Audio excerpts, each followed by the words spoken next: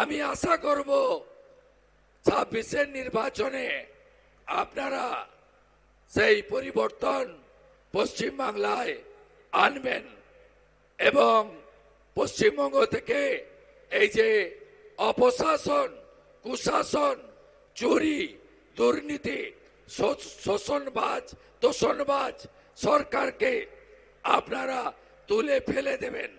যে নরেন্দ্র মোদীজি গত কলকাতাতে মেট্রোর উদ্বোধনে বাংলার হিত গৌরব, বাংলার শিল্পায়ন, বাংলার শিক্ষা সংস্কৃতি তার পুনরুদ্ধার করার জন্য, পরিবর্তনের সংকল্প নেওয়ার জন্য আপনাদের কাছে আবেদন করেছেন।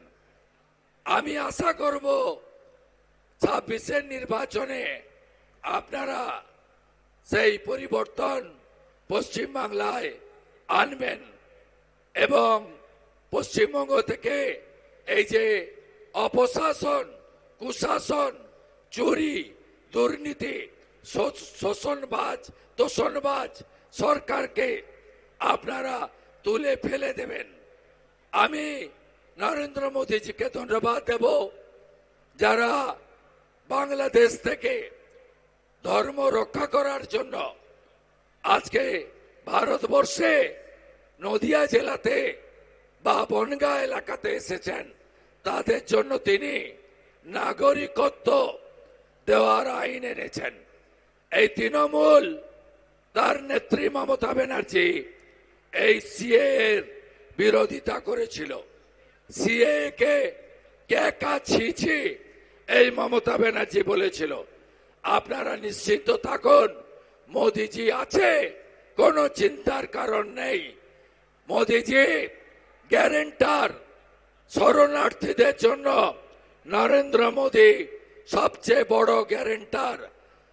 2024-এর 31 ডিসেম্বরের মধ্যে ধর্ম বাঁচানোর জন্য যারা ভারতবর্ষে এসেছেন, পশ্চিমবঙ্গে এসেছেন, তাদের কারো কেশাগ্র মমতার পুলিশ, তৃণমূলের পুলিশ কেশাগ্র স্পর্শ করতে পারবে না।